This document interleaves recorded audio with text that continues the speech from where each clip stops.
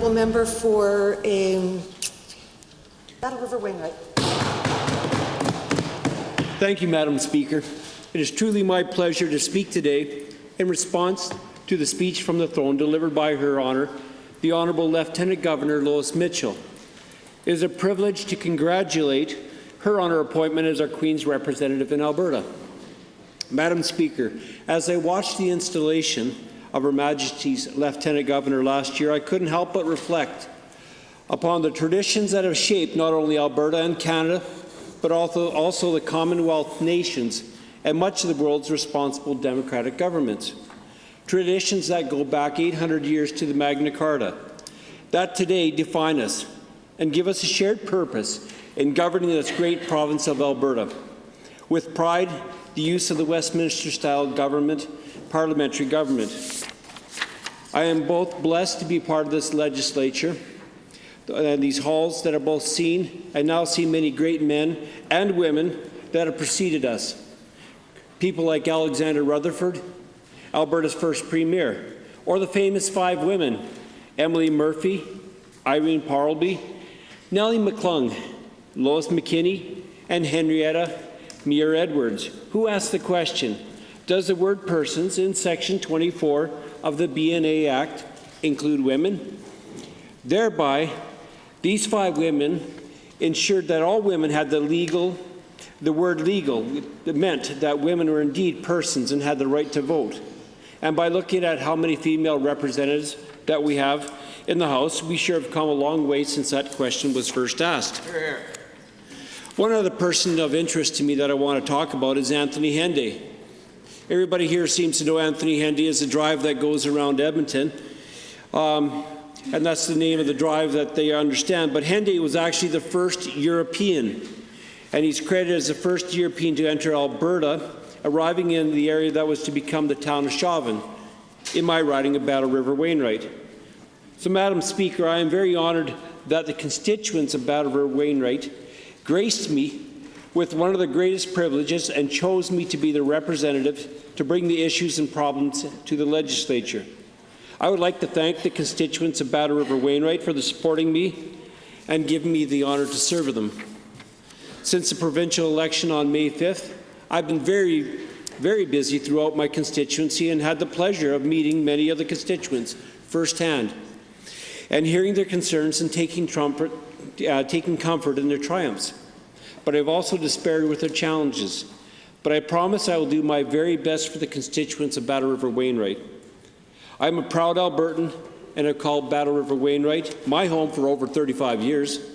I have deep roots in the riding, both personal and through business ventures, and I've raised my family of 5 here. We consider ourselves to be blessed to be part of a community replete with good people and abundant resources. I believe that this riding and its people have played a significant role in the economic and the historical prosperity of our province. Battle River Wainwright, it's a large rural riding, almost 17,500 square kilometres in size. There are 24 municipalities, 9 hamlets, 4 counties, and 2 municipal districts. Its population is approximately 38,000 people, predominantly involved in Alberta's 2 biggest economic drivers, agriculture and oil. Agriculture occupies about 16% of the workforce, while a further 11% operate in the energy industry. At Hardisty, there is a large petroleum tank farm that is the nexus of pipelines. I had the privilege over the summer to visit both Gibsons and Enbridge, and I have to say that I was most impressed with the cleanliness and the organization and care that they have for the work, the environment. It was truly impressive. Another interesting town for me in my constituency is Forestburg. It is a strong, vibrant town of approximately 880 people, which is a vital agriculture and coal mining background. Westmoreland Coal and ACCO Power are the main employers there. Unfortunately, this government wants to accelerate the phasing out of coal-fired electrical generation without a clear plan to help with that transition. And this town and towns like Forestburg are afraid for their economy. Consequently, I fear for this town's future too, but I will continue to work for the municipality to find ways and means to keep this town vibrant. At the AUMA convention this fall, I was able to meet with many of the town councils, and in my riding, a common theme came from them. They wanted to see stable, predictable, transparent funding for the municipalities through the MSI grant. And now they've been concerned about any changes to the linear taxation structure. They, however, particularly liked the Wild Roses 1010 MSI plan. They told me funding of this nature would help them to remain strong and viable.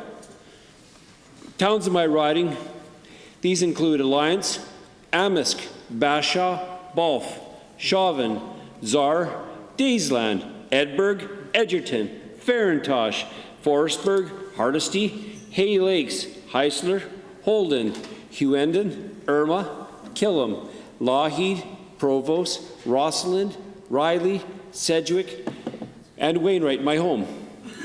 There are two other towns in my constituency that I want to talk about, Strom and Galahad. They have chosen dissolution and have ceded their governance to the County of Flagstaff. There's other towns that are considering this option at this time too.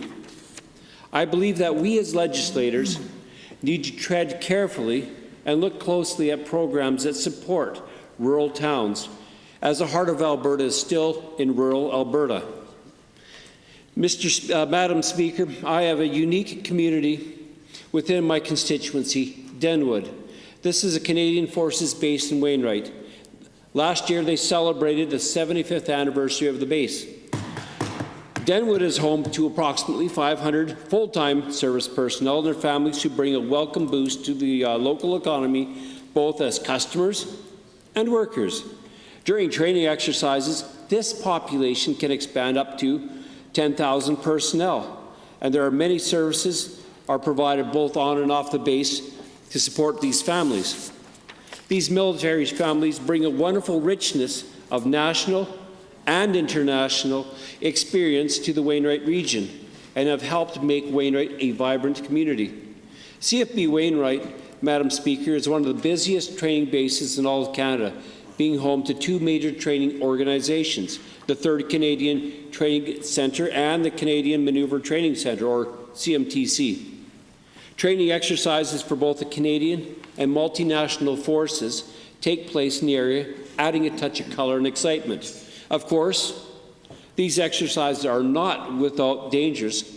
During a recent exercises, 17 personnel were injured in a live training exercise over a weekend. Madam Speaker, there are issues that pose challenges to all communities in my riding. Infrastructure is a concern, particularly the roads, the Wainwright Hospital, school in Irma, and facilities for seniors. Roads are not being maintained to an acceptable level in many places. Highway 14 east of Wainwright has seen better days and is now starting to break apart in many places.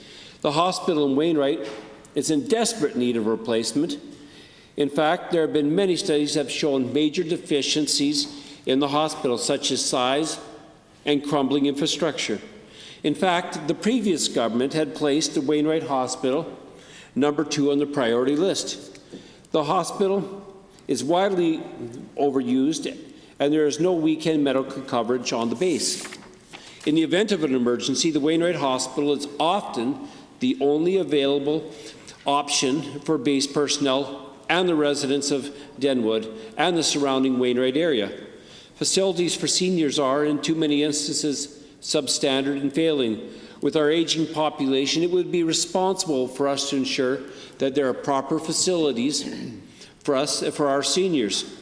The school in Irma has been a great school for many years, but now it's 65 years old, and I'd say it's time to look for retirement of the school and have a fully functional school that meets the needs of the town now and for many years to come.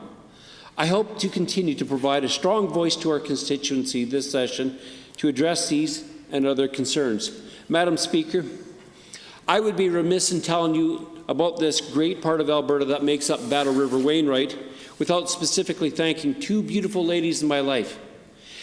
my wife Eileen, and my daughter Ashley. Ashley is working on her 5th year university for her Bachelor of Education degree, and she'll be finished in, 3 weeks.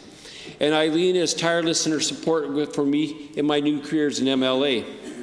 These two women helped, and they worked tirelessly throughout the campaign, helping me knock on doors, drove me from town to town, put up signs, set up the campaign office. The list goes on. They continue to support me as we go into this session.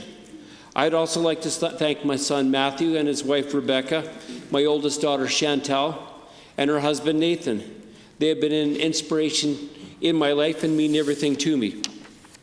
I've been truly blessed with a family and would like to leave them with a government and an Alberta that will make Alberta prosperous for generations to come.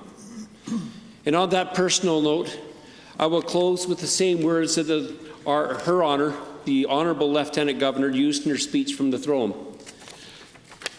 God bless Alberta, God bless Alberta, God bless Canada, and God save the Queen. Thank you.